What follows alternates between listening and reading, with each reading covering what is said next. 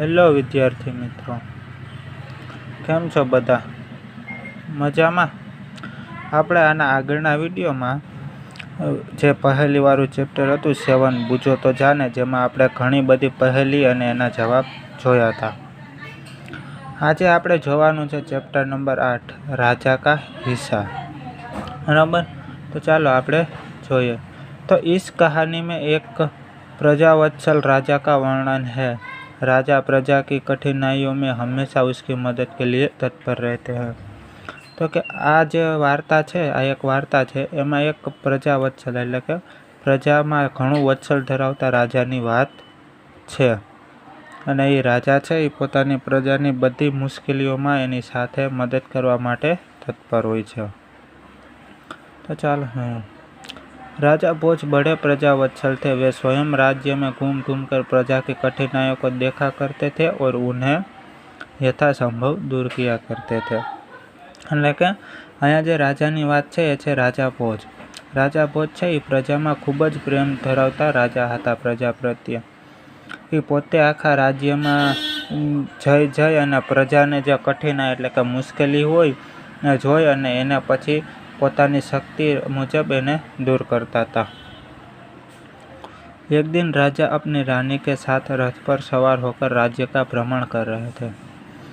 एक बार राजा છે એ પોતાની રાણી સાથે રથ ઉપર બેસી અને પોતાના રાજ્યનું ભ્રમણ એટલે કે પોતાના રાજ્યમાં ફરી રહ્યા હતા. वे राजधानी से बहुत दूर निकल गए. એ રાજધાની એટલે કે જે રાજ્ય હતું ત્યાંથી બહુ જ દૂર નીકળી ગયા. उन्होंने देखा कि एक खेत में एक किसान हल जोत रहा है, मगर उसके हल में एक ही बैल है. दूसरे बैल के स्थान पर उसकी स्त्री हल खींच रही है. तो ये જોવે છે કે એક ખેતમાં એક કિસાન એટલે કે ખેડૂત છે એ હળ હલાવતો હતો, એટલે કે હળથી એ ખેતર ખેડતો હતો. પણ એને એ પણ જોયું કે હળ હતું એમાં ખાલી એક જ બેલ એટલે કે બળદ હતો, અને બીજું બળદના સ્થાન ઉપર શું હતું, એની સ્ત્રી એટલે કે એની પત્ની છે એ હળ ખેંચી રહી હતી. राजा भोज ने रथ को रोका और किसान के पास जाकर कहा, भले आदमी, तुम यहाँ क्या अत्याचार कर रहे हो. એટલે એ જોઈને રાજા ભોજ છે એ રથ ઊભો રાખે છે અને એ કિસાન એટલે કે ખેડૂત પાસે જઈને કહે છે, ભલા માણસ એટલે કે સારા માણસ, તું આ શું અત્યાચાર કરી રહ્યો છો? ભલા કहीं સ્ત્રી को भी हल में जोता जाता है. કોઈ જગ્યાએ શું સ્ત્રીને પણ હળમાં આવી રીતે જોડવામાં આવે છે? मेरा एक बैल मर गया है, दूसरा बैल खरीदने के लिए मेरे पास धन नहीं है. अगर खेत न जोता तो मैं खाऊंगा क्या. मेरा एक बैल मर गया એટલે કે મારો એક બળદ છે એ મરી ગયો છે. दूसरा बैल खरीदने के लिए मेरे पास धन नहीं है. બીજો બળદ ખરીદવા માટે મારી પાસે પૈસા નથી. અગર ખેત ન જોતા તો મેં ખાऊंगा क्या. અને આ જો ખેતનું ખેડાશે નહીં તો હું ખાઈશ શું. कहकर किसान पुनः अपने कार्य में लग गया. આવું કહીને કિસાન છે એ પાછો પોતાના કામમાં લાગી જાય છે. उससे क्या पता था कि उससे बात करने वाला कौन है. એને શું ખબર હતી કે એ જેની હારે વાત કરે છે એ કોણ છે.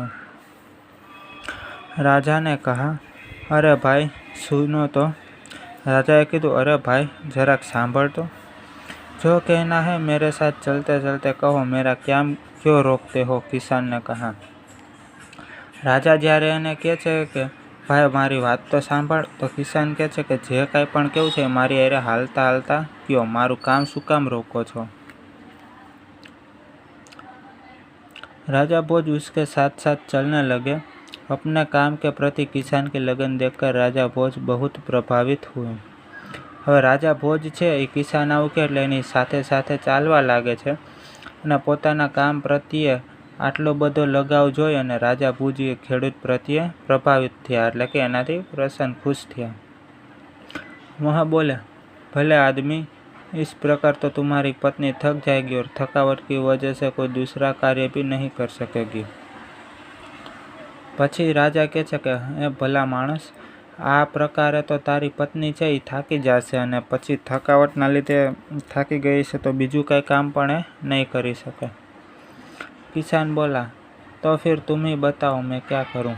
तो खेडूत कहे छे कि तमे ज क्यों हूँ शू करूँ। राजा ने कहा तुम मेरे साथ चलो, मैं अपना एक बैल तुम्हें दे देता हूँ। એટલે राजा ने कहे तू मारी साथे हाल, हूँ तने मारो एक बળદ आपी दऊं छूं, मगर इतनी देर मुझे काम रोकना पड़ेगा, तुम्हें बैल ला दो। किसान बोले पण एटली वार मारे काम रोकવું પડશે, તમે જ બળદને લઈ આવી આપો, એવું ખેડૂત બોલે છે। अच्छा ऐसा बोलो तुम अपनी पत्नी को रथ के पास भेज दो, वहाँ मेरी पत्नी से बैल ले आएगी, तब तक मैं तुम्हारे हल में जूतूंगा। राजा ने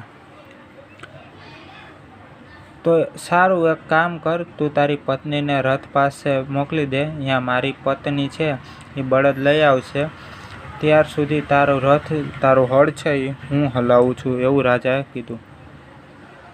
किसान इस बात पर राजी हो गया। राजा भोज हल में जूत गए और किसान की पत्नी रथ के पास चली गई। किसान एटले के खेडूत आ वात सांभळीने राजी थई गयो अने राजा भोज छे ई हळमां जोड़ाई गया अने एनी पत्नी छे रथ आगे होई गई। उसने रानी को सारी बात बता दी अने रानी ने बधी बात कही दीधी। रानी ने पूरी बात सुनकर कहा तुम्हारा बैल तो कमजोर होगा, वह हमारे बैल का साथ नहीं दे सकेगा। राणीए आखी बात सांभळीने कीधुं के तारो बળદ छे तो कमजोर हशे, अमारा बળદनो साथ नहीं आपी सके, इसलिए तुम दोनों ही बैल ले जाओ। एटले तमे बे बળદ ज लई जाओ। किसान की पत्नी 2 बैल लेकर खेत पर पहुंची। किसान बहुत प्रसन्न हुआ। ए खेडूतनी पत्नी छे 2 बળદ लईने खेतर में आवे छे अने किसान खूब ज राजी थाय छे। राजा भोज ने कहा अगर कभी कोई दिक्कत हो तो मेरे पास आना। राजा भोजे कीधुं कोई दी कई तकलीफ हो तो मारी आगे आवजे।